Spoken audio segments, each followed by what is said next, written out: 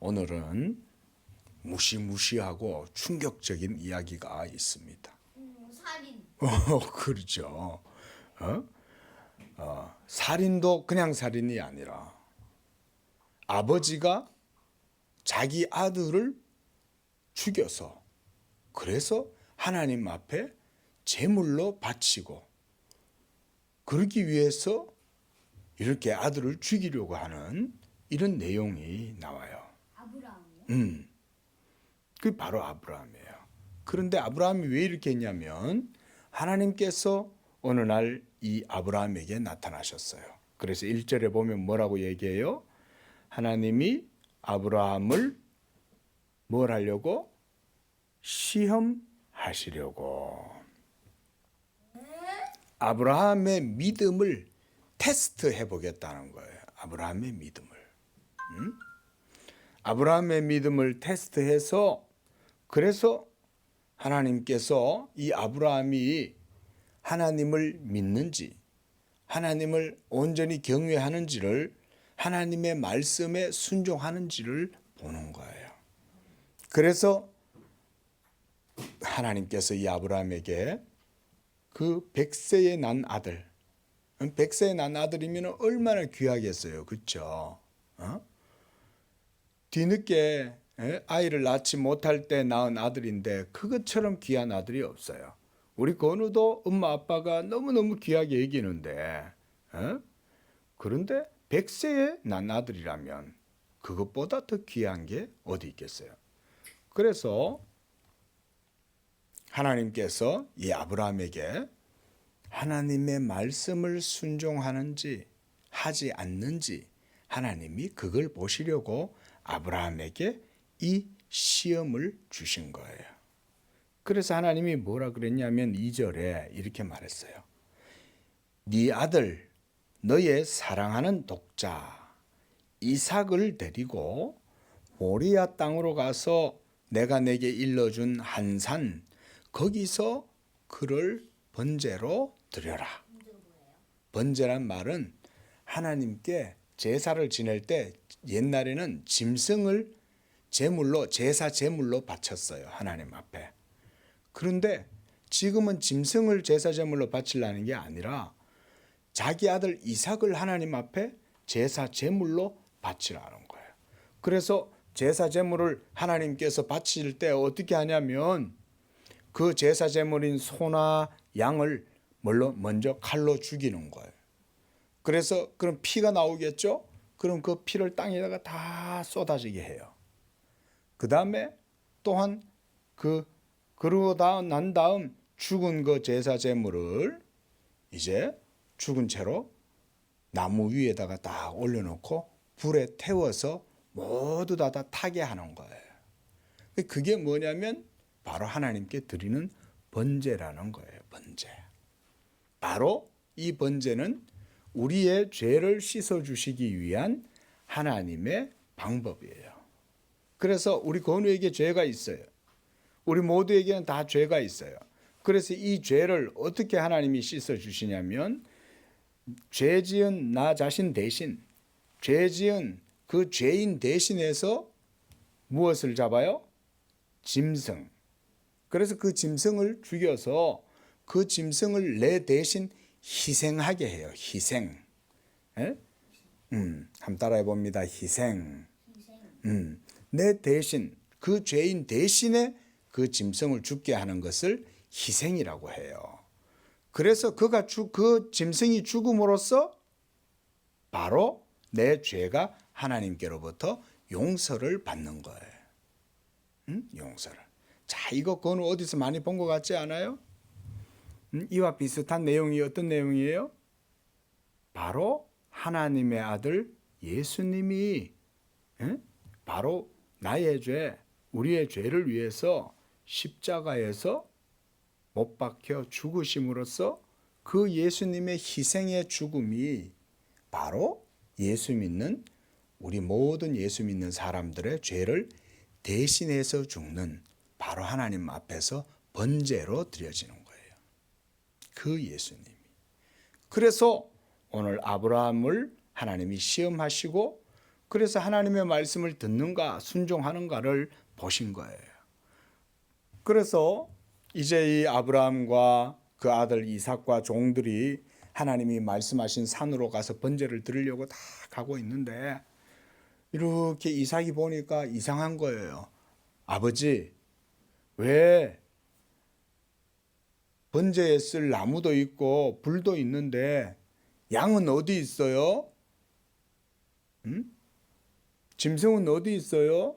번제에 쓸 희생양은 어디 있는 거예요? 그렇게 물으니까 아브라함이 뭐라 그랬냐면 그것은 하나님이 준비해 놓으셨다. 7절에 한번 볼까요? 이삭이 이르되, 그 끝에 보세요. 불과 나무는 있거니와 번제할 어린 양은 어디 있나이까? 이렇게 물었죠. 그 8절에 아브라함이 뭐라고 대답했어요? 내 아들아, 번제할 어린 양은 하나님이 자기를 위하여 친히 준비하시리라. 하나님이 준비하실 거라고 말을 하고 가는 거예요. 그래서 이렇게 가다가 드디어 하나님이 말씀하신 곳에 이르렀어요. 그런데 아브라함이 제단을 쌓고 그리고 그 위에다가 나무를 이렇게 이제 가져온 나무를 다 펼쳐놓고 그리고 그 제단 나무를 펼친 다음 갑자기 이 아브라함이 아버지 아브라함이 아무 말 없이 자기 아들 이삭을 손을 묶는 거예요. 그러니까 이삭이 깜짝 놀랐을 거 아니에요. 뭐 하세요? 왜 그러세요? 그런데 여기 보니까 이삭이 아버지 이때 당시에 아브라함의 나이는 110세가 넘었어요. 110세. 110세가 넘으면 힘이 있을까요? 없을까요? 그렇죠. 노인이 되면 힘이 없겠죠. 그렇죠. 그리고 지금 이제 청소년이 됐어요. 이제 성민이 형아 정도의 나이가 됐어요. 그러면 힘이 좋을까요? 안 좋을까요? 힘이 좋겠죠. 그러면 그 아들 이삭은 왜 이래요? 왜 내 팔을 묶어요? 하고 자기 아버지를 밀쳐낼 수 있었겠죠. 힘으로 이길 수 있었겠죠. 그런데 이삭은 어떻게 했어요? 자기 아버지의 하시는 일에 아무런 토도 달지 안 하고 순종한 거예요. 그렇게 해서 이렇게 이삭을 묶고 이제 이 이삭을 바로 그 제단 위에다가 올린 거예요. 이거는 하나님이 아브라함을 테스트하고 그리고 그 아들 이삭은 이제 설명을 하려고 해요. 바로 이 아들은 바로 우리의 죄를 위해서 하나님의 말씀에 순종해서 죽기까지 순종하신 예수님을 보여주는 것이 바로 이삭이에요. 한번 따라해 볼까요? 이삭은 예수님의 예표다. 예표란 말은 뭐냐면 예수님을 상징적으로 모형적으로 보여주는 게 바로 이삭이었다 이 얘기예요. 그래서 이삭은 바로 그 아버지의 말씀에 순종해서 저항을 하지 않고 그대로 묶여가지고 나무 위에 올라가는 거예요. 그리고 이제 잡을 준비가 다 되었어요. 이제 뭔 일이 남았냐면 칼을 들고 그 아들을 확 죽이는 거예요. 끔찍하다. 어떻게 그런 일을 하나님이 시키셨나. 그때 10절에 보니까 손을 내밀어 칼을 잡고 아들을 잡으려고 할 때, 자 11절 봅니다. 시작. 여호와의 사자가 하늘에서부터 그를 불러 이르시되 아브라함아 아브라함아 하시는지라. 아브라함이 이르되 내가 여기 있나이다 하매 사자가 이르시되 그 아이에게 네 손을 대지 말라. 그에게 아무 일도 하지 말아라. 네가 네 아들 네 독자까지도 내게 아끼지 아니하였으니 내가 이제야 네가 하나님을 경외하는 줄을 아노라. 하나님. 테스트한 거예요? 하나님께서. 그럼 진짜 죽이는 게.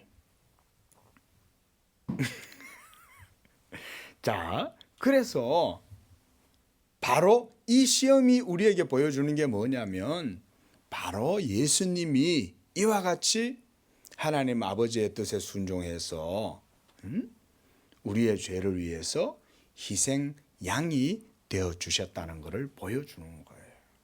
그래서 이 이삭에게서 하나님의 메시아, 하나님의 어린 양 예수께서 이 이삭의 자손에게서 예수님이 나오시는 거예요.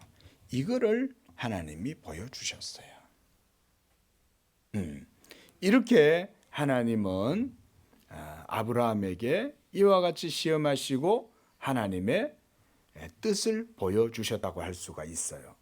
그런데 마침 그때 보니까 13절에 수풀에 뭐가 있냐면 한 순양이 수풀에 있는데 이 순양의 뿔이 숲에 걸려가지고 거기서 막 있는 거예요.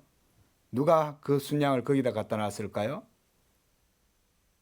아브라함. 하나님이 갖다 놓으신 거예요. 왜요? 하나님께 제사 드리라고.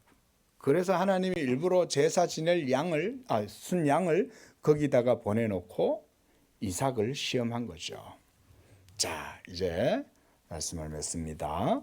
이와 같이 하나님께서는 아브라함을 통해서 이삭을 시험하고 이 이삭이 바로 우리 모든 믿는 자들의 죄를 위하여 죽으신 십자가에 못 박혀 죽으신 그 하나님의 어린 양 예수님을 상징하는 그런 존재로 이 이삭을 세워 주신 거예요.